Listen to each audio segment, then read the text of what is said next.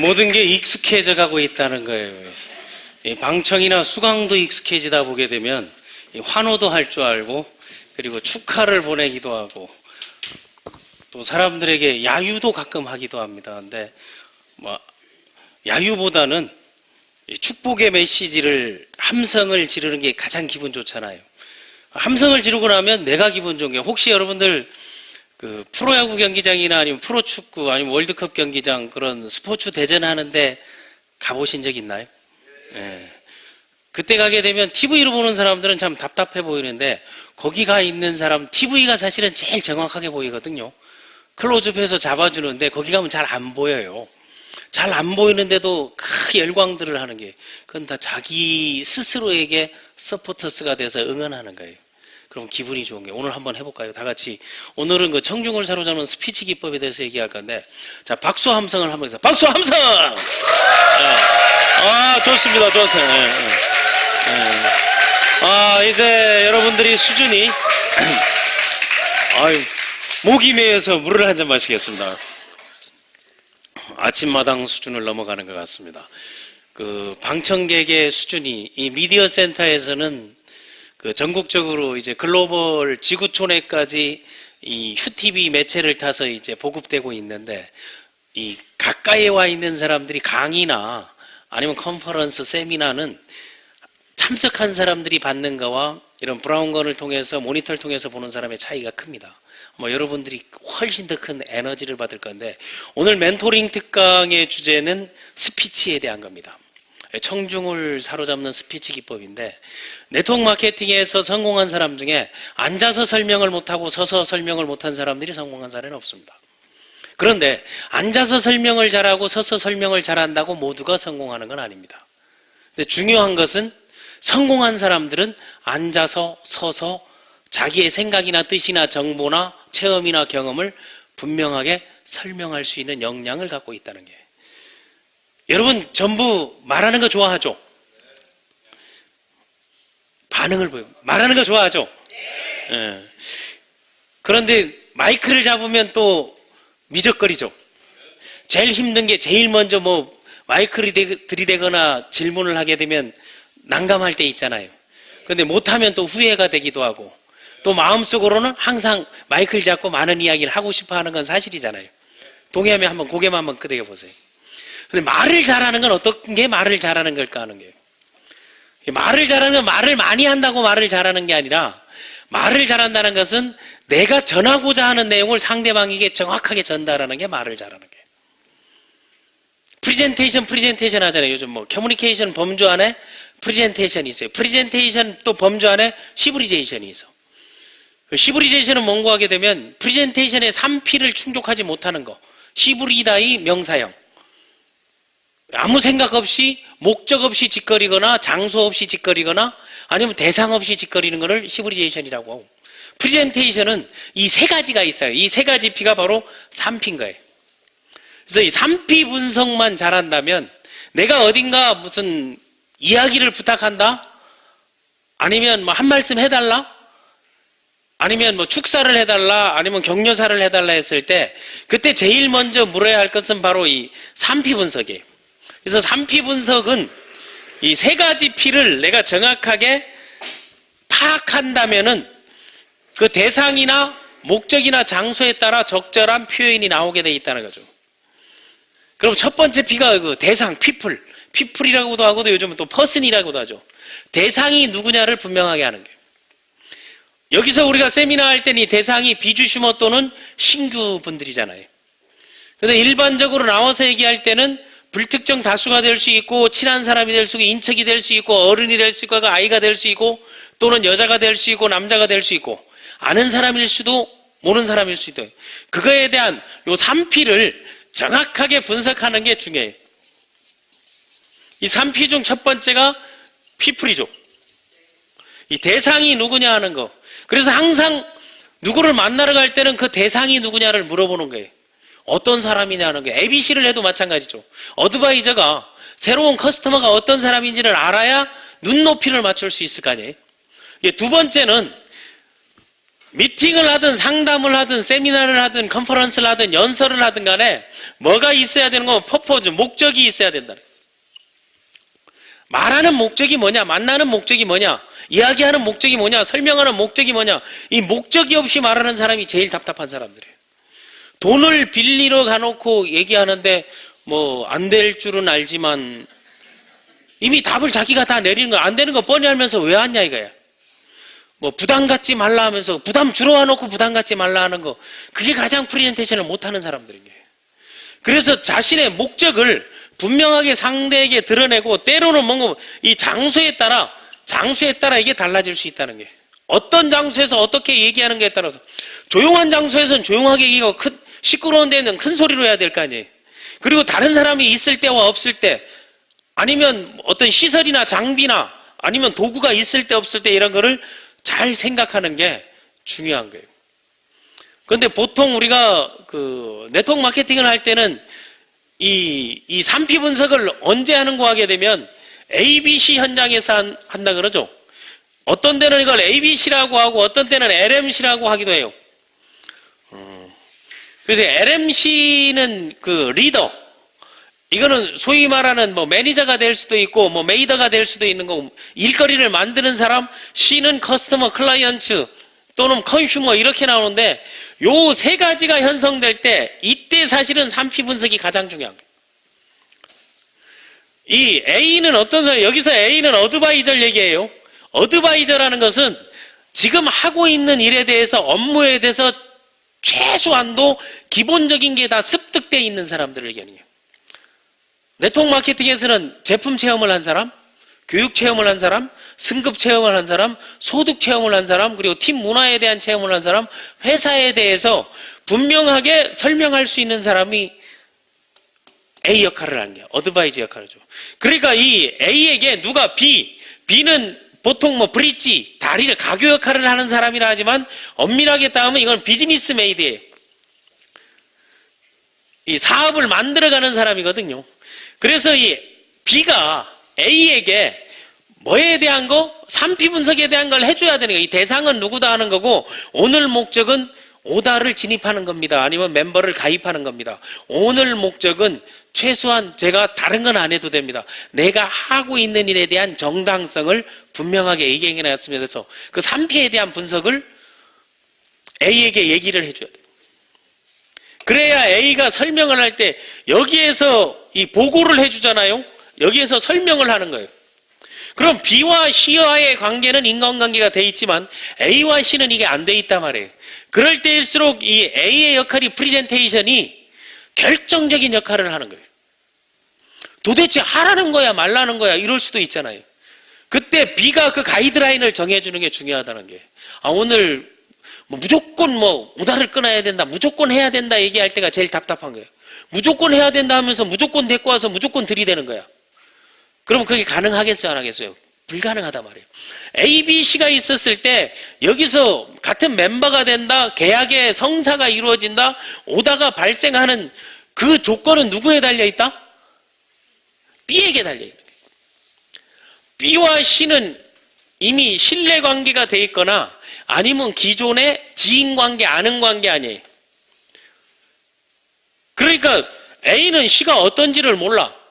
그래서 이 사람에 대한, C에 대한 이야기를 해주는 것도 3P 분석이 중요해요. ABC에도 3P 분석이 중요하고, 또 세미나, 신규 사업 설명회, 지방 세미나를 간다? 이때도 3P 분석이 중요하죠. 현명한 센터장들은 오는 구성원에 대해서 그 데이터를 다 만들어가지고 사전에 와서 다 설명해 주는 거예요. 그럼 A가 사업 설명을 할 때 그 니즈 파악이 돼 있기 때문에 이들이 원하는 게 무엇이고 적재적소에 그걸 이야기해 줄 수 있는 거예요. 우리의 삶은 태어나서 죽을 때까지 프리젠테이션의 연속이에요. 모든 사람들에게 뭔가를 알려주는 일을 하고 보여주는 일을 하잖아요. ABC, 이것이 확산되면, ABC가 확산되게 되면 뭐가 되겠어요? 다음은 세미나가 되는 거예요. 그 세미나의 유형 중에 우리가 스피치를 필요하는 건, 세미나 강사는 기본적으로 훈련이 돼 있는 사람들이 하잖아요. 또 강사를 소개하는 호스트의 역할이 70%가 좌지우지하는 거예요. 모임이나 행사에 있어서 사람들을, 게스트들을 불러놓고 호스트가 있고 게스트가 있고 코호스트가 있단 말이에요. 호스트는 전체적인 것을 안내해주는 사람을 얘기하는 거예요. 진행자를 얘기하는데 그 진행자의 멘트에 따라서 전체적인 세미나가 좌지우지한다는 거예요. 그거를 방송에서는 이 호스트들이 하기 전에 FD가 있죠. FD들이 분위기를 바람잡이라 그러잖아요. 그 바람잡이 역할들이, 아니면 그 열린 음악회 같은 데는 그 바람잡이 역할들이 상당히 중요해요. 그게 모든 참여자들을 집중시키는 역할을 하는 거예요. 세미나 때 호스트를 보는데 아마 우리 그 130개 회사 중에서 가장 호스트가 잘 돼 있는 회사가 슈엔컴퍼니예요. 슈엔컴퍼니 호스트를 누가 봐요? 교육부에서 보고 있잖아요. 좀 전에 이명진 부장이 하는 게 호스트 역할을 해주는 거예요. 그러니까 사전 지시를 하고 안내를 하고 회사에서 이 교육부 부장이 나와서 직접적으로 강사를 소개하고 여러분의 안내를 하고 또 분위기를 잡기 위해서 프로모션하기 위해서 좀 전에 뭐 했나요? 행운권 추첨을 했잖아요.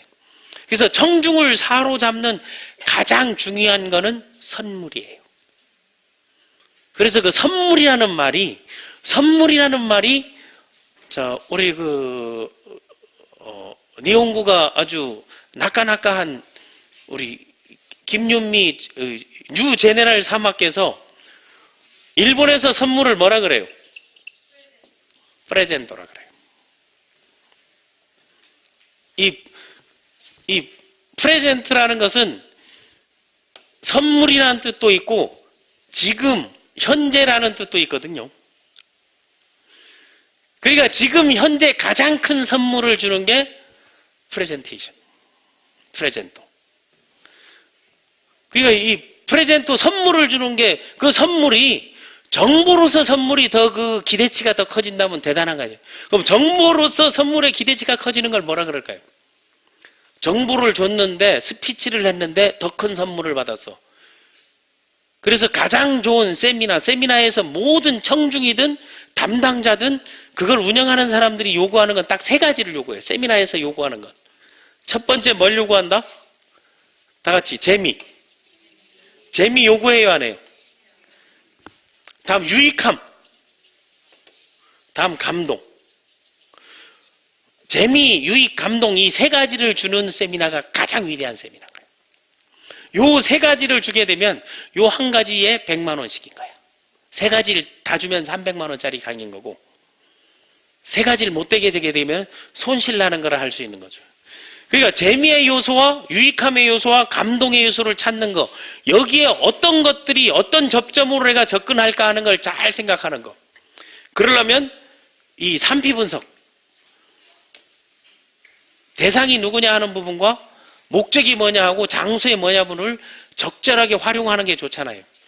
만약에 어디 산에서, 청계산에서 무슨 행사를 하는데 양복을 떡 입고 턱시도 입고 가가지고 청계산에 가가지고 이래 하게 되면 이게 언밸런스잖아요. 거기에선 또 그 보여주는 그 분위기를 맞춰주는 게 중요하죠. 대상이나 장소에 따라 복장, 그리고 장비, 도구가 달라지는 거죠. 대상에 따라 언어의 톤이 달라지는 거죠. 막 빠른 사람들은 이런 데서 뭘로 해? 이런 것도.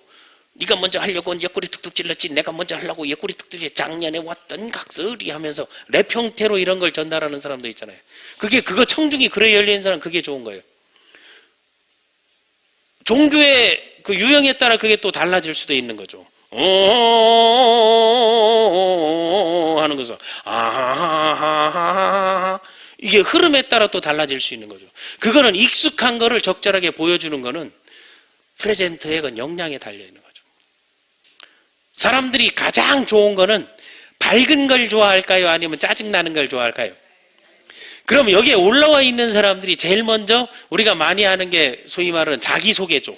어떤 소통에도 보면 대화에서 자기소개가 제일 먼저 있잖아요. 그러면 어떤 자리였든 간에 내가 누구인지를 알리는 게 가장 중요해요. 내가 누구인지를 알리는 거는 모든 대상들에게, 내일이 우리가 랠리잖아요. 드림 랠리를 하는데 드림 랠리 때 사람들이 보게 되면 가장 그 하이라이트가 뭔고 하면은 정보 전달, 유익함에 대한 그 하이라이트는 아마 내일 그 시즌2 글로벌 일정을 발표하는 게 우리에게 주는 유익함이야.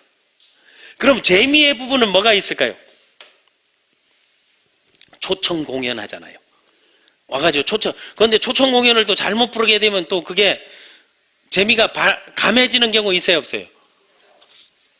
자, 그게 있는 거하고, 일단 감동의 부분이 어디에서 나올까요? 승급 스피치에서 나오는 거예요. 그러니까 그 드림랠리 행사 안에 재미와 감독과 유익의 구성이 다 돼 있잖아요. 그럼 오늘 여러분들이 궁금한 건 뭐예요? 내일 승급한 사람이 승급 스피치를 보면서 동기부여를 받는 사람도 있고 동기가 저하되는 사람도 있어요. 그게 뭔가 하면 대상에 대한, 목적에 대한, 장소에 대한, 분위기에 대한, 시대의 흐름에 대한, 여건에 대한 파악이 안 돼서 그런 거예요. 먼저 자, 여러분에게 이 소위 말하는 프레젠테이션 할 때 자기소개하는 요령 어떻게 하는 게 가장 말까? 자기소개에서 가장 핵심은 뭐예요? 자기소개를 했는데 이름이 기억 안 난다. 그건 실패한 거예요.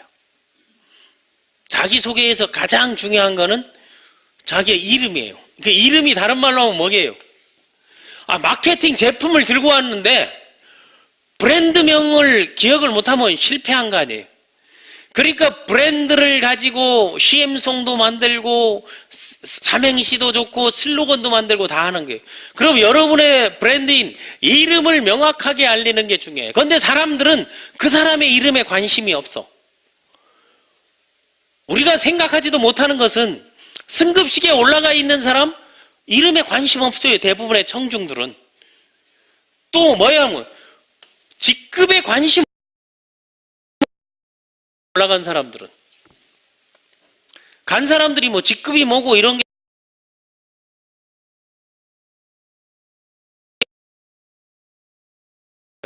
그런데 뭐에 관심이 직급에 오른 사람에 대해서 관심이 있는 거예요. 직급에 오르지 못한 사람들은 그런 관심 없단 말이에요. 근데 직급에 올라가서 수석 매니저에 올라갔다, 매니저에 올라갔다, 뭐 제네럴 올라갔다, 로얄, 뭐 임페리얼 올라가게 되면 그거보다는 거기에 올라간 사람에 관심이 있는 거예요. 이름에도 관심 없고 직급에도 관심 없는데 직급에 올라간 사람에는 관심이 있는 거예요. 그럼 관심의 범위가 그때 확 달라지는 거죠. 그럼 여러분이 제일 먼저 승급에 올라갔을 때 승급 석상에서 어떻게 이야기하는 게 가장 사람들에게 청중을 사로잡을 수 있는 거 아니에요? 올라가게 되면 좀 짜증나는 스피치도 있어요, 없어요? 도통 뭔 말인지 모르는 자기들끼리만 아는 용어를 쓴다든가 그래서는 안 된다는 거예요. 자기를 소개하든 프레젠테이션을 하든 설명을 하든 가장 위대한 프레젠테이션은 쉽고 간단한 거예요. 다 같이 쉽게, 간단하게. 그래서 어떤 사람들은 이름을 가지고 삼행시를 짓는 것도 이름을 인식시키기 위한 거예요. 또 어떤 사람들 보게 되면 자기 올라갈 때 여기에 이름만 크게 써붙이는 사람들 있잖아요. 그런 거를 이름을 알리려고 무진장 고생하고 애쓰는 사람이 있어. 어떤 사람일까요? 정치인들이에요. 이 정치인들은 자기 이름을 좋은 거든 나쁜 거든 들이매가지고 이름만 써가지고 끊임없이 누굽니다 하는 거예요. 그런데 우리의 그 비즈니스 형태가 정치적인 형태와 종교적인 형태와 그리고 엔터테인먼트 형태와 비슷하다고 했잖아요. 그럼 그들이 마케팅하는 방식들을 잘 익혀야 된다는 거예요. 자, 올라가가지고 자, 이름과 직급을 얘기하기 앞서서 승급시에서 얘기하기 앞서서 그럼 뭘 먼저 해요? 자기소개하는 훈련이 돼 있으면 괜찮죠. 그런데 자기소개 훈련을 가는 장소마다 동일하게 얘기하게 되면 그게 통해요, 안 통해요? 만약 문중회에 가가지고 안녕하세요, 제네럴 매니저 김세호입니다 하게 되면 그게 통해, 안 통해? 제네럴은 뭐고 매니저는 뭐야 하는 거죠. 문중회에 가면 뭐예요? 안녕하세요, 김해공파, 양희공파, 김해김씨, 양희공파 36대 손, 아버지 함자는 밭들봉자에 빛날 환자를 쓰는 인간새 지부자를 사는 김세호입니다. 이렇게 얘기를 하죠. 그렇게 되면 그 레벨이나 이런 거 대상에 따라 그게 달라지는 거죠. 또 어디에 학교에 가게 되면 뭘 얘기해? 내가 신입생인지 전공이 뭔지 이런 걸 얘기하는 게 주로 해야 되겠죠. 근데 일반적인 사람들을 만나면 뭔 얘기를 해요? 나는 어디에 사는 누구다를 얘기를 많이 하잖아요. 그게 뭔가 하면 바로 우리가 대상에 따라 장소에 따라서 얘기가 달라지는데 그게 늘 입에 배어 있는데 첫 번째 내 이름을 알리는 거를 만나는 사람의 유형에 따라서 삼행시를 한번 지어보라는 거예요. 그렇다게 되면 우리 남진희 박사의 경우 어떻게 남에게 진정한 희망을 주는 희망의 전도사 남진입니다. 이렇게 해서 이걸 연결한다든가 이런 것들도 만들어내는 것도 있죠. 아니면 비슷한 사람과 덩달아서 같이 만들어내는 것도 자기를 알리는 방법 중에 하나인 거죠. 그런데 승급식에 가서 자기소개만 줄줄줄줄 하다 보면 도대체 뭔 말이 연관성이 없어 보이잖아요. 그런데 기본적으로 자기를 브랜드화하고 자기를 제대로 설명하고 자기를 1분 정도만 홍보할 수 있으면 그거는 그 사람 어떤 자리에서도 그건 가능하다는 거예요. 그럼 자기를 설명할 때 첫 번째 이름을 설명하죠. 자기 이름을 이야기하는 거. 또 하나는 자기를 설명할 때는 미래에 어떤 일을 하는 것도 중요하지만 내가 어떤 일을 해왔던 거나 어떤 과정을 거친 거 중요하잖아요. 어떤 과정을 거치고 자기에 대한 안내를 하는 거죠. 그 다음에 내가 여기에 오게 된 이유를 얘기해 주는 게 중요하죠. 그런데 제일 열받는 게 바쁜데 가자 해서 왔는데요. 와보니 사람들도 그렇고 어색하고 난 이래 서가지고 말하는 것도 별로 안 좋아하는데 자꾸 이 친구가 말을 시키라 해가지고 네, 좀 이따 갈 건데 그냥 일단 앉아서 안녕하세요 김사입니다 하고 그렇게 얘기하는 사람들 왕왕 있어요 없어요? 그래놓고 끝까지 안 가고 개겨. 그거는 언어 스타일이 그렇게 돼 있다는 거예요. 모르는 상태에서 들어가 있을 때는 제일 먼저 할 수 있는 거는 티업하라는 거예요. 다른 사람들을 티업해서 처음에 와서 첫 느낌이 좋았던 거를 던져주는 게 중요해요. 내가 오늘 첫 세미나에 여기 와서 휴엔에 세미나를 와봤더니 제가 듣기로는 휴엔에는 전부 소위 말하는 안티에이징파들 10년 20년 젊어지고 있는 그 실버 세대들만 있는 줄 알았는데 와보니까 다 젊은 세대 나이는 많은데 젊게 보이는 거죠. 진짜 젊은 거예요? 하면서 편안하게 래퍼 형성을 하는 것도 중요한 거죠. 왔더니 색상에 대한 이미지하고 미디어 센터에 대한 감이 사람이 편하게 자기 생각을 얘기해 줄 수 있는 처음부터 디자인될 때 전 세계를 향해서 이 휴TV 플랫폼과 미디어의 만남을 결합하는 것들을 직접 와서 보게 돼서 너무 기분이 좋습니다. 그리고 앉아있는 분들이 표정이 너무 밝으세요. 그리고 왜 얼굴에 이렇게 광이 나는 거예요. 광채가 나오니까 후광 효과가 나오는 것 같아. 하면서 상대들에게 그걸 던질 수 있는 거 아니면 이 자리를 서게 해준 사람에 대한 감사의 인사를 정하는 것도 하나의 좋은 방법이죠. 그런데 그 감사의 인사에서 주의해야 될 거는 아부처럼 얘기하지 말라는 거예요. 이 사람은 되게 표독스러운 사람인데 이 사람은 와가지고 잘못 알고 정해진 대로 가는 게 아니고 공감할 수 있는 티업을 하라는 거예요. 그 관점을 달리 볼 수 있는 티업을 하는 것도 중요하다는 거예요. 자기소개에서는 내가 어떤 삶을 살아왔고 어떤 일을 해왔다. 지금 이 시점에서 어떻게 해서 여기에 서게 돼 있다는 거. 그리고 앞으로 이 만남을 통해서 또는 이 자리를 통해서 이 모임을 통해서 이 세미나를 통해서 이런 새로운 꿈이 생겼다.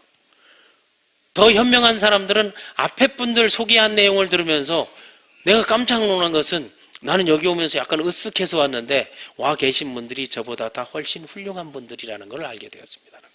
그리고 좀 전에 얘기했던 분들이 이런 분들이 함께하는 사업이라면 저도 아주 당당하고 자신 있게 할 수 있다는 자신감을 얻었습니다. 다른 사람에 대한 선한 영향들을 얘기해 주는 것도 한 가지 좋은 방법입니다. 그래서 자기소개는 한 40초 정도 자기소개를 하는 훈련들을 거울을 보면서 한번 직접 해보라는 거예요. 자기라는 브랜드를 알리는 게 대단히 중요한 거예요. 그리고 반드시 자기 꿈이나 미래에 대한 자기 비전 또 자기의 장점이나 강점들, 남들에게 선한 것을 줄 수 있는 것들을 끄집어내는 것도 상당히 좋습니다. 부끄러워하지 말고. 그래서 난 여러분들을 제대로 알려줄 수 있는, 여러분들이 원하는 것들을 할 수 있는 그런 걸 갖고 있습니다. 그게 바로 제가 출판 미디어 사업을 함께 하거든요. 혹시 기록해 둔 거 있으면 저에게 연락 주시면 출간할 수 있는데 도움을 주겠습니다. 저는 자기개발 강좌를 하고 있거든요. 시간관리, 목표관리, 인맥관리가 안 되는 분들에게 혹시 시간적으로 아니면 카톡이나 온라인 SNS를 통해서 공개 강좌를 통해서 제가 연락을 드려서 함께 할 수 있는 그런 계기가 되었으면 좋겠습니다. 이런 것들에 대해 자기가 하고 있는 거를 상대들에게 당당하게 말할 수 있는 그런 것도 중요한 거예요. 그럼 오늘의 이제 핵심은 이제 내일 승급 소감하는 것들을 훈련을 받으니까 어떤 현상들이 나와요? 모든 사람들이 나와가지고 안녕하십니까? 저의 스폰서는 누구고, 저의 그룹장님은 누구고, 그리고 어느 그룹의 누구인데, 떨리긴 하는데, 모든 사람이 같은 메뉴를 가지고 같이 얘기하다 보니까 그것도 한 사람이 하면 괜찮은데 계속 듣다 보게 되면 짜증나요, 안 나요? 짜증나죠. 그러니까 항상 자기 스스로 시나리오를 써야 되네. 그래서 가장 그 감동적인 시나리오를 쓰려면 이 아이닥의 법칙을 써야 된다. 다 같이 아이닥. AIDAC를 하는데 A는 첫 번째, 자기가 서 있을 때 모든 사람들은 attention please라는 거예요. 주의 집중을 시키는 게 상당히 중요해요. 그러니까 공항에 가도 your attention please, passengers for Korean Airlines 이런 것들 얘기하잖아요. 군에 가도 attention 하잖아요. 이게 주의 집중하는 게 다른 말로 주목을 시키는 그 멘트를 날리는 거예요. 그 멘트를 날릴 때 그 사람이 보는 관점이나 그 사람이 행하는 언어나 그때 어떤 것들을 던지냐, 화제를 가지고 하느냐, 소재를 가지고 하느냐, 주제를 가지고 하느냐, 관심사를 가지고 하느냐 이런 것들이 중요해요. 첫 번째는 주의 집중을 시키고 두 번째는 interest, 흥미를 유발해야 된다는 거예요. 그리고 세 번째는 이 사람들의 욕구를 끌어올려야 된다는 거예요. 그러면 승급 욕구를 끌어올리는 멘트를 날려주는 게 중요하잖아요. 그런데 저는 가만히 있다 보니까 이 자리에 올라와서 오늘도 오라오라 해서 아침에 전화 받고 긴급하게 왔는데 저는 제가 매니저 된 줄도 몰랐어요. 그래서 됐더라고요. 오라더라고요. 그렇게 말하는 사람도 가끔 있어요, 없어요? 있어요. 그거는 그 사람의 의도는 다른 거예요. 나는 이렇게 대단한 사람이야. 누가 이렇게 나를 땡기려고 이래 무지 고생하고 있어. 그걸 말하고 싶은 거예요, 그 사람은. 그러니까 청중들은 짜증이 나는 거야. 다음에 이 액션을 취할 수 있도록, 액션을 취한다는 건 DA가 디자이어, 욕망을 촉구하고 바로 액션을 취할 수 있게, 어프로치 할 수 있게 만드는 게 이게 동기부여 요소거든요. 그 다음 C가 이제 크로징이 돼야 된다는 거예요. 그러니까 뭐 여운이 남는 그런 멘트를 충분히 할 수 있어야 된다는 거예요. 올라갔을 때 보통 아무리 시간이 짧아도 1분이면 충분히 얘기하다 남아요. 1분 자기 소개해봐요. 엄청 길어요. 그런데 뭘 할까? 이것도 꺼내고 저것도 꺼내고 하다 보니 쉬운데 첫 번째는 쉬운 단어를 써라는 거예요. 그리고 일방적인 쇠뇌화된 듯한 언어보다는 자기화된 언어가 훨씬 아름답습니다. 그리고 순서를 꼭 이렇게 가지 않아도 돼요. 액션, 행동을 유발하는 것부터 해도 되는 거고 흥미를 유발하는 것부터 해도 되는 거고 욕구를 충족하는 것도 괜찮은 게 그건 그 사람의 언어 스타일에 맞게 요거 끝나면 이제 6시부터 이제 방송 순서가 끝나면 비공개로 여러분들이 내일 할 수 있는 그 멘트들을 한번 훈련해 볼 건데 자기소개하고 승급식을 가상적으로 해본다는 게 저 같은 경우도 저는 이 사업을 시작하고 난 다음 항상 운전하고 연습했던 게 크라운 승급 멘트였어요. 그 시점을 크라운에 승급한 거를 현재 시점으로 해가지고 안녕하세요 크라운 뉴크라운 김세호입니다 해서 제가 이 자리에 있기까지 아니면 내가 이 자리를 서게 한 그리고 이 일을 하게 된 그런 여러 사람들이 있습니다 하고 그걸 했던 거죠. 내가 어디에서 동기부여를 받았고 어디에서 목표를 설정하고 어떻게 살아왔으며 어떤 일을 했고 어떻게 하면 이게 될 수 있다는 것들을 말할 수 있는 거예요. 그래서 왜라는 Y라는 부분을 가장 먼저 던져주는 게 좋습니다. 사람들은 직급에 올라간 사람이 궁금해. 직급에 올라간 사람이 궁금하다 보니까 저 사람이 누구지 하는 거예요. 아니면 저가 그냥 왔다가 아무것도 얘기 안 하면 거 있잖아 그 안경 끼고 그 쫓겨난 사람 그 있잖아 그 땅다리 자그만 사람 그런 것들만 기억해요. 사람들은 좋은 뉘앙스보다는 안 좋은 뉘앙스를 빨리 그 흠이 되는 것들을 빨리 기억하게 돼 있거든요. 그러니까 명확하게 그거를 얘기해 주는 게 좋습니다. 자, 실질적으로 매니저부터 그 훈련을 해야 돼요. 매니저가 됐으면은 수석이 됐을 때 멘트 훈련을 해야 된다는 거예요. 수석이 되면 제네럴 멘트 훈련을 하고 제네럴 되면 로얄 멘트 훈련, 로얄이 되면 이제 임페리얼 멘트, 임페리얼 되면 크라운의 멘트 훈련을 해야 되는 거예요. 그런데 우리가 그 승급 소감을 얘기할 때 이런 것들을 너무 많이 생각하면 안 된다는 게, 이런 걸 의식하게 되면 정상적인 멘트가 되는 게 아니고 내가 이 자리에 있어서 지금 느끼는 감정들을 그대로 투영시켜버리면 그게 가장 감동적으로 다가옵니다. 나는 이게 아무것도 아닌 것 같아요. 듣는 사람은 그 이상의 엄청난 큰 신선한 충격을 받을 수가 있거든요. 그래서 처음에 딱 올라서면은 그 하게 된 동기를 먼저 얘기해도 되고, 지금 난 이 feel을 얘기하는 것도 괜찮아요. 올라와서 좀 프로들은 이런 걸 많이 하죠. 이 자리에 딱 서는 순간 그 느낀 감정들을 표현하면서 감동을 유발하는 사람들이 많죠. 그런데 작은 훈련, 작은 연습이 잘 돼야만이 청중을 대상으로 할 때 청중을 웃게 해야 되겠다, 청중을 울려야 되겠다, 청중을 동기부여시켜야 되겠다, 이런 생각을 먹는 순간 절대 동기부여는 되지 않는다는 거예요. 내가 여기에 서게 된, 내가 왜 여기에 섰는지를 거침없이 얘기하는 게 가장 잘 통하게 되어 있습니다. 그리고 이 소감을 얘기할 때는 자기의 소위 말하는 느끼는 감정들을 얘기하기 때문에 형식에 구애받으면 안 된다는 거예요. 이게 형식에 너무 구애해서 하다 보면 말이 꼬여버리는 거야. 그러면 나중에 샛길로 빠져가지고 돌아올 그걸 못 찾아가지고, 그러다 보면 뒤에서 막 시간 오버됐다 나오고 하게 되면 또 거기에서 시간 오버됐다고 표시하네요까지 얘기하면서 또 시간 잡아먹어. 그리고 몇 번만 하라 하니까 그거 몇 분 하라 하면서 또 시간 잡아먹어. 그런 걸 하지 말라는 거야. 다 같이 거침없이 진솔하게 내 생각을 그냥 던져라. 이 던지는 걸로 딱 해주는 게 가장 중요한 거예요. 그런데 거기에서 사람들이 궁금해하는 거는 질문을 몇 가지를 만드는 거예요. 올라갔을 때 다른 사람들이 스피치 하는 거나 혹시 유튜브나 이런 걸 검색해 가지고 승급소감 스피치를 보면서 자기가 듣기 싫으면 남도 듣기 싫은 거야. 아, 이런 건 안 해야 되겠다, 이런 건 안 해야겠다 딱 생각을 하고. 근데 이건 의외로 나한테 삘이 와닿네. 그래서 소감을 얘기할 때 가장 위험한 게 가르치려 하는 거예요. 절대로 가르치려고 하면 안 돼.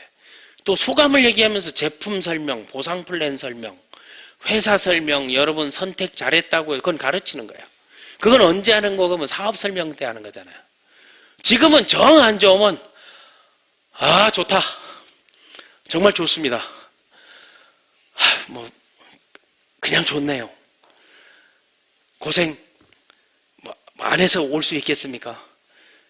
그런데 정말 좋습니다, 좋네요, 감사합니다. 내가 이 자리에 서는 거, 서 있는 거, 해낸 거, 이걸로 오늘은 나에게 진짜 큰 선물을 한번 주고 싶습니다. 정말 고맙습니다. 정말 감사합니다. 여러분 이해되죠? 아마 나만큼은 모를 거예요. 아무 얘기를 하지 않았어. 그런데 어떤 느낌이 와요? 이 사람은 벅차 있구나.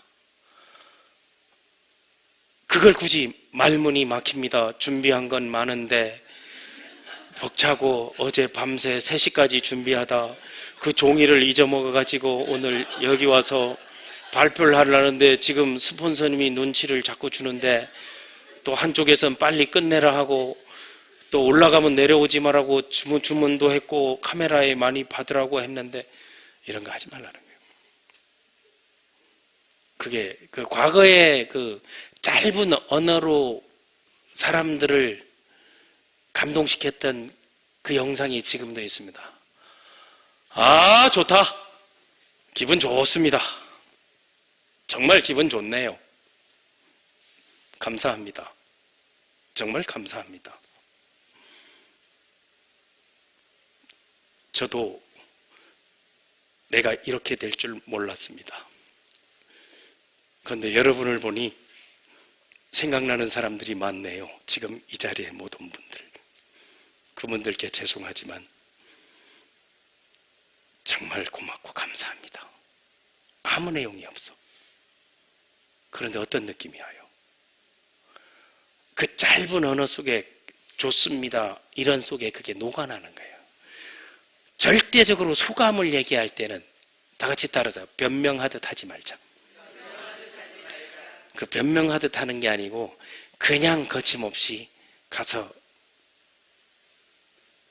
한번 얘기하라는 거예요. 그리고 자기가 사실 나는 이런 삶을 살고 있었다. 그리고 이렇게 해서 내가 휴엔을 만났다. 뭐 쉽지는 않았다. 그런데 해야만 했다. 왜? 나를 지켜보는 사람이 너무 많아서, 나를 거절한 사람이 너무 많아서, 다 보고 안 된다고 한 사람이 너무 많아서, 네가 성공을 하면 손에 장을 짓는다고 한 사람이 너무 많아서, 그래서 저는 반드시 할 거라고 얘기했습니다. 그런데 그분들에게 얘기하고 싶네요. 누구야, 네 손에 장 짓지 않아도 된다. 누구야, 아침마다 나한테 욕하는 문자 한 번 해도 된다. 나는 너희들을 이해할 수 있다. 이 자리에 서고 나니 내 맘 알지? 하고 끝내는 것도 10초야. 사람은 어떤 때 마음이 움직일까를 한번 생각해 보라는 거예요. 그런 게 되려면 시나리오가 있어야 되는 거예요. 그냥 좋다, 감사합니다, 좋다, 감사합니다, 좋다, 감사합니다, 사랑합니다, 좋다, 이걸 암기하는 게 아니고 시나리오를 갖고 그걸 계속 얘기하면서 그게 멈춰졌을 때, 사람은 휴지부라 그래요. 얘기를 하다가 딱 멈춰졌어. 얘기가 멈춰졌을 때 항상 머릿속에 그래서 ICC 호텔 계단을 올라서서 서 있어가지고 딱 서가지고 마이크를 잡고 딱 보였을 때, 오늘 난 이 자리에서 꼭 한마디 하고 싶은 사람이 있습니다. 딱 서가지고 한 3초 정도 그냥 휴지부를 줘도 사람들은 거기에 감동을 받아버려요. 뭐지? 하는 거예요. 어떤 말, 사람들이 상상하잖아요. 그런 거를 이제 풀어나가는 기법도 하나의 동기부여 기법에는 여러 가지가 있는 거예요. 같은 말을 반복할 수 있는 거, 아니면 자기가 들었던 말에 대한 거를 되받아치는 거. 보통 말해줘. 스폰서한테 쓴소리 들었던 거라든가, 아니면 자기에게 변화를 줬던 것들도 하나를 딱 던지는 거죠. 그리고 그걸 받아서 다시 누구에게, 자기 파트너들에게 그걸 던지는 거예요. 재가공해서 던지면서, 그게 바로 정신이고 문화거든요.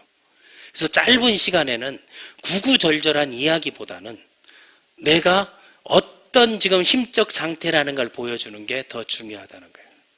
그래서 그 연설을 할 때 눈물을 흘리면서 자기 할 말 다 하는 사람들 있죠.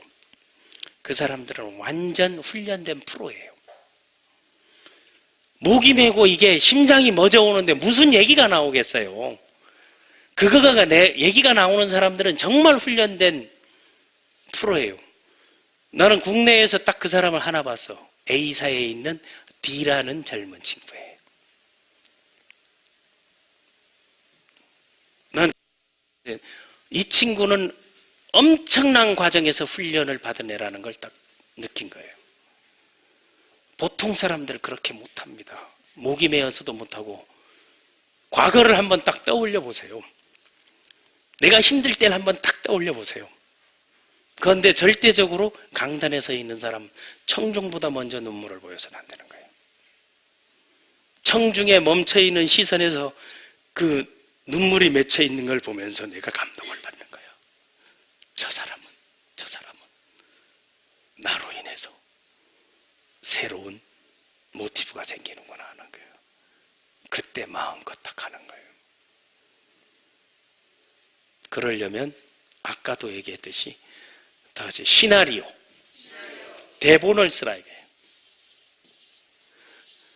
대본을 쓰는데 첫 번째 뭔가 하면 이 일을 하게 된 계기. 왜? 새로운 사람들은 저기는 어떻게 해서 이 일을 하게 됐지? 그게 궁금된 거예요. 저 사람은 원래 잘하던 사람 아니야?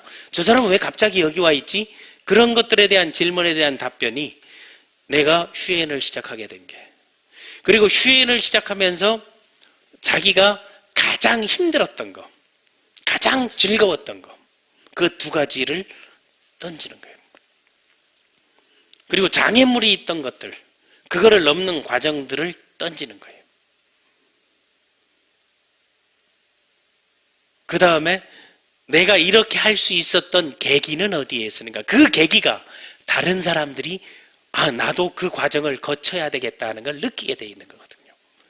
근데 너무 훌훌 털면서 막 얘기하고 아니면 너무 훈련돼서 암기한 듯한 것보다는 그런 것들이 준비되고 나면 그 순간 자기도 모르게 복받쳐 올 때가 있어요. 그때는 휴지부를 주라는 거예요. 웃기려고 하지 말고 울리려고 하지 말 것. 뭐에 충실하라? 자신의 감정에 충실하라는 거예요. 감정에 충실하는데 그 흐름을 제대로 이어나가는 거예요. 그러려면 그 속에 뭐가 담아져 있어야 되는 거 하게 되면 가장 기본적인 거는 주제가 뭐예요? 자, 승급식에서 올라가는 코멘트 멘트의 주제가 뭐예요? 나는 이렇게 성공했다.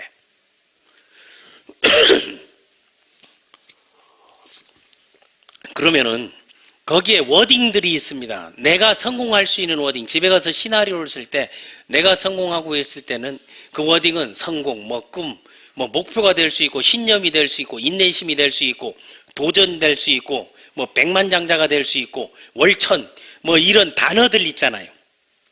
그런 게 다 소재인 거야. 내가 여기에 왔던 거 아니면 친구, 거절, 아니면 반대, 아니면 공격, 안티 이런 것들이 소재가 되는데 그런 소재가 화제로 엮을 수 있다면 화제라는 것은 그런 소재들이 지금 흐름에 따라 나오는 거 있죠. 시대의 흐름, 트렌드에 맞는 것들을 던지는 거. 주제는 나는 이렇게 성공했다는데 화제는 성공 아무나 하는 거 아니대요. 그러나 하는 사람은 하대요. 그걸 풀어나가면서 그걸 이야기를 풀어나가는 거예요. 다음에 사람들이 관심사가 뭐냐 하는 거예요. 만약 예를 들어서 언제가 저는 세미나에 가서 월천이라는 꿈을 가진 적이 있습니다. 그러나 그 벽은 3년 만에 거침없이 무너졌습니다. 만나는 사람마다 월천이 어디 개 이름인 줄 아느냐, 개 이름인 줄 아느냐. 월천을 벌기 위해서 수많은 사람들이 20년, 30년 걸리는 이런 과정들을 봤습니다. 그래서 저하고는 아무 상관없는 일이라 생각했습니다. 그런데 저에게 계기가 왔습니다. 정말 그러고 싶느냐? 정말 하고 싶느냐? 네라고 대답했습니다. 그러기 위해서 해야 될 것들을 적어봤습니다. 하나 10개를 적어놓고 제가 7월에 월천을 받아봤습니다. 목표가 2배로 올라갔습니다. 3개월 만에 오를 수 있을까? 8, 9, 10 3개월을 죽자 뛰어서 한 계단 오르니 그게 월 2천이 되는 걸 알았습니다. 여러분, 로얄로 가세요. 로얄 가면 월 2천이 통장에 찍힙니다. 하고 던지는 것도 하나의 방법일 수 있어요. 그거는 뭔가 하면 내가 동원한 사람들이 1,000, 2천 계속 벌고 싶은 사람들이 소득에 대한 욕망이 있는 사람들에게 던져주는 걸 그 과정을 풀어줘도 하나의 방법입니다. 그런데 얼마 벌고 얘기하는 것보다 과정 속에 그걸 녹아나게 하는 것도 하나의 소득을 가지고 동기부여를 시킬 수도 있습니다. 그런데 소득을 가지고는 동기부여를 시키는 것보다 동기부여 시키는 것은 해낸 거에 대한, 이루어낸 거에 대한 동기부여가 훨씬 더 많다는 거예요. 그래서 여러분들이 그 시나리오를 반드시 써서 그걸 한번 읽어보고 시간 체크를 해보세요. 첫 번째, 나는 이런 사람이다. 나는 이런 일을 하고 이런 과정을 거쳤고 이런 걸 했다는 거. 하던 일, 아니면 전공, 자기 스펙을 얘기해도 상관없습니다. 그게 그 비슷한 유형 사람들이 그 사람들을 땡길 수 있는 힘이 생기는 거예요. 다음에 휴예를 시작하게 된 동기. 고민하던 거 얘기할 수 있습니다. 방황하던 거, 갈등하던 거, 방황하던 거, 고민하던 거. 그래도 내가 할 수 있었던 그 동기가 요인이 무엇인지를 얘기하는 거. 그리고 이 과정에서 에피소드 던져주면 좋죠. 있었던 에피소드. 아니면은 뭐 특이한 체험을 얘기해도 상관없습니다. 근데 올라온 사람마다 그 체험을 막 이렇게 얘기하는 거는 꼭 짜고 하는 것 같은 느낌 들잖아요. 그 사람만이 느낄 수 있는 걸 던지는 거. 거기에 반드시 수석이상들은 앞으로 자기의 포부를 이야기하세요. 그때는 에너지 있고 당당하게, 그리고 지켜봐 달라는 얘기를 하세요. 그리고 내가 하는가 하는가. 이것은 여러분과의 약속이기도 하지만 제 자신과의 약속이기도 합니다. 그걸 만들어내는 것들도 하나의 방법. 그게 내가 하부를 육성해서 만드는 과정. 그런데 전체적으로 해서 안 되는 게, 가장 동기부여가 저하되는 게 스폰서를 어디로 보내주겠다고 와서 얘기하는 거. 그 보내는 것보다 지가 가야 가는 거거든요.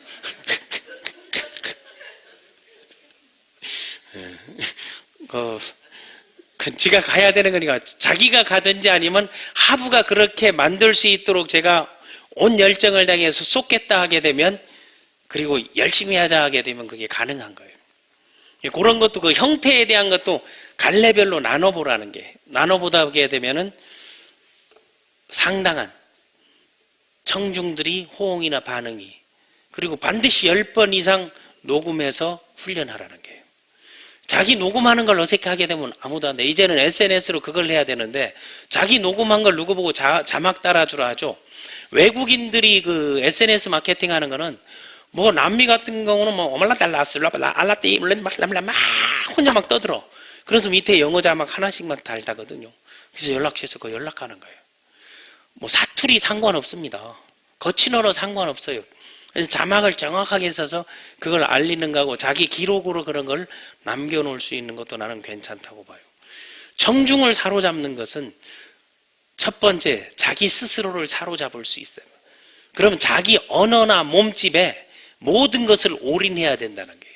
언어나 몸집에 올인한다게 되면 올라가 있어서 서 있는데 자서들도 그냥 이래가지고 얘기를 손 그들그들 하면서 얘기하고, 뭐 주머니 손 넣고 얘기하다가 뭐 이래 뭐하고 하다가 이런 거 그건데 하면서 하는 것보다는 청중에 대한 최대한의 예를 갖추고, 그 언어와 소위 말하는 소재와 화제와 관심사, 그리고 내가 말하고자 하는 거에 대해서 사력을 다하는 모습을, 큰 소리로 했다고 사력을 다하는 게 아니고 진정성을 보이라는 거예요.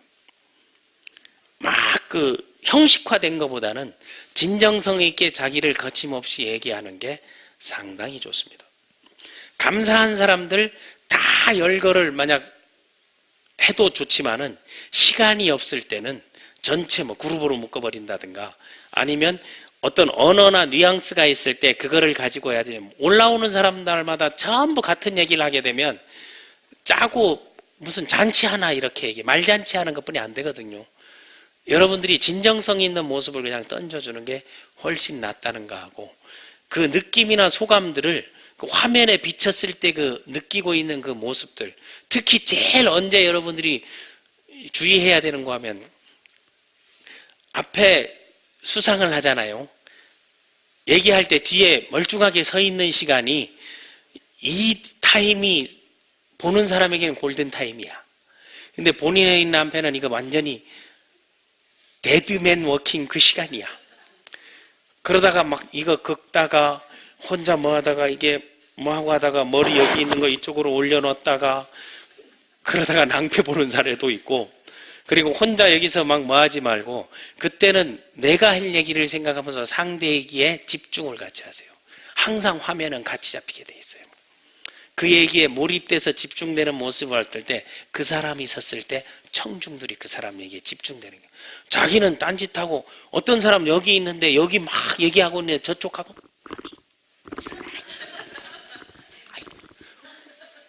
수화하면서 거기 나름대로 소통하는 사람 꼭 있어요. 그러니까 전체적인 혼연일체에 집중된 모습을 보였을 때 자기도 그 기운이 같이 나온다는 것을 생각하세요. 그래서 동기부여 요소 핵심만 얘기하고 오늘 마쳐요. 동기부여 요소라는 것은 첫 번째 동기부여가 되려면 기대효과라는 게 있어요. 기대치라는 게. 그 기대치, 동기부여 이론을 보게 되면 기대치에 따르는 실제적 보상이 따라야 되거든요. 그러면 그 기대치라는 건 그 승급에 올라간 사람에 대한 기대치는 그에 대한 보상은 역시 로얄답다, 제네럴답다, 수석답다. 역시 승급한 사람은 뭔가 틀리네. 야, 저러니까 그러면은 타 그룹이든 다른 사람이든 그때 올라간 누구 때문에 영향받고 이 일을 하겠다는 얘기를 딱 나와요. 어느 지방에 가다 보게 되면 제가 이 일을 하기 때문에 사장님 그 멘트 듣고 이거 한 거예요. 딱 할 때 봐봐요. 여러분 에너지가 팍 솟아오르고 그 책임감이 진짜 물밀 때 딱 오게 돼 있단 말이에요. 많은 사람들에게 선한 영향을 준다는 것은 진정성 있는 모습을 보이는 거예요. 그렇다면 오늘 그 사례를 하나를 할 수 있다면 여러분이 지금 한 7분 정도 남아 있는데 어떤 땐 어떻게 하세요? 질문 받겠습니다. 웅수화법 시간입니다. 어떤 땐 어떤 게 좋냐 하는 거. 궁금한 거 질문.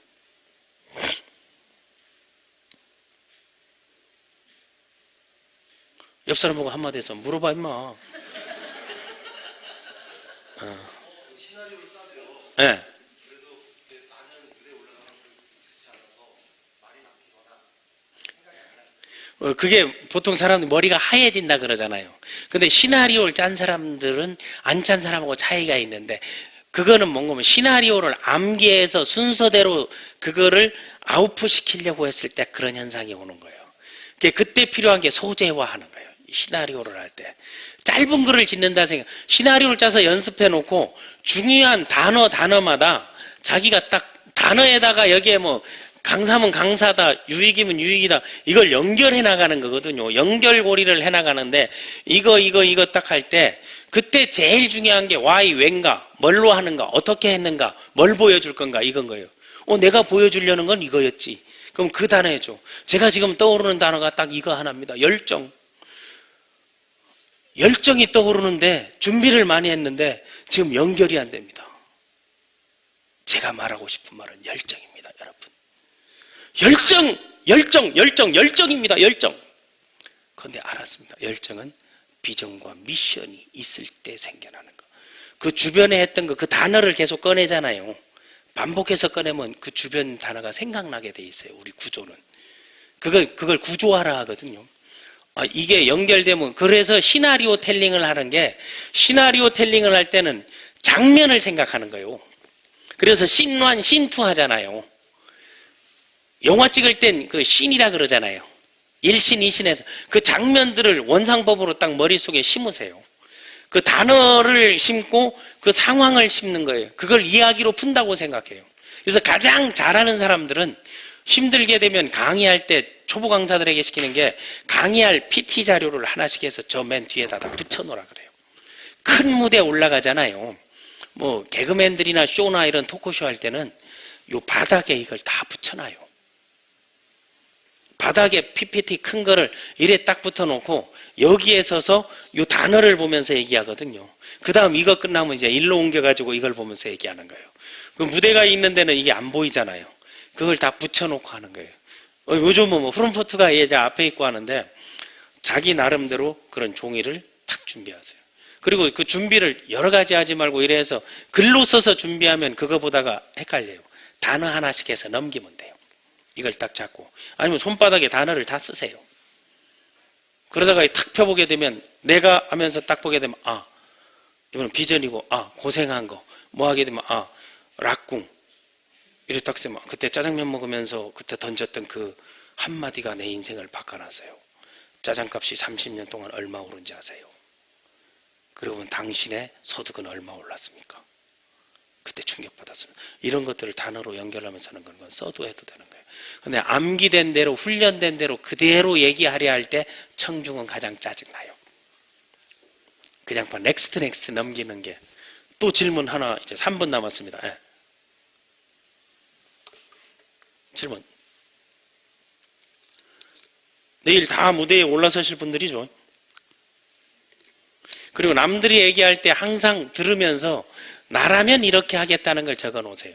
아, 저 문구 마음에 들어. 아, 근데 저거를 순서를 이렇게 바꿨으면 더 시너지가 있을 건데, 그런 것들도 한번 훈련해 두는 게 상당히 중요합니다. 네. 네.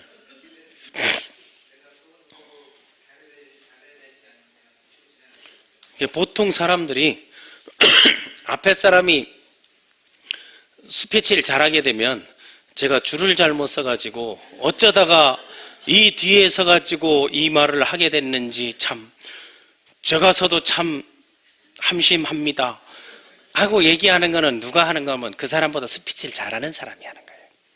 앞 사람보다 스피치를 잘하는 사람이 앞 사람이 잘했을 때 하는데, 못하는 사람들이 올라섰을 때는 그때 유머와 재치를 발휘하는 거예요. 저는 참 줄을 잘 섰다는 생각을 합니다. 왜? 앞에 하신 분이 제가 하고자 한 얘기를 사전에 다 말씀을 해주셔가지고 저는 이 자리에서 감사한 거 몇 가지만 얘기하겠습니다 하는 거예요.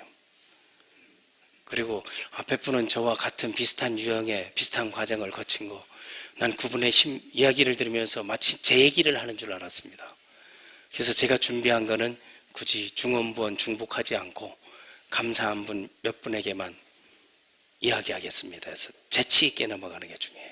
앞에가 줄 잘못 섰다 뭐 이런 걸 핑계하는 거는, 그때는 그 사람보다 말을 잘하는 사람이, 더 준비된 사람이 덕담으로 칭찬으로 하는 거예요. 그리고 앞에 한 사람하고 또 제발 하지 마 한 게, 앞 사람이 막 끝나라 하는데 3분 하는데 한 7분을 했어. 이제 올라가가지고 여러분 참 지루하셨죠 하면서 그런 얘기 좀 하지 말라고.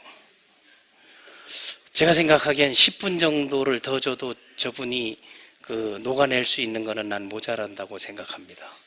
하고 싶었던 그 많은 이야기들을 한꺼번에 하려니 얼마나 벅차고 가슴 뛰겠습니까? 충분히 이해를 하면서 저라도 짧게 하면 되지 않겠습니까? 제 시간을 대신해서 써주셨기 때문에 모든 거는 저분께 공을 돌리고 간단하게 나가게 되면 그 자체가 사람들에게 호감을 사는 거예요. 또 그래서 앞에 사람들 거론하거나 또 앞에서 막 구호하고 이러니까 뒤에 가가지고 또 우리 그룹 막 그냥 그 지랄들 좀 하지 말라는 거예요. 없어 보이잖아요.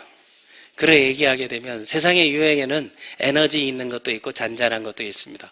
풍파가 오고 나면 잔잔한 파도 위에서 여러분 우리 카약을 하는 마음으로 살살 이야기하겠습니다 하면 또 싹 빨려 들어와요.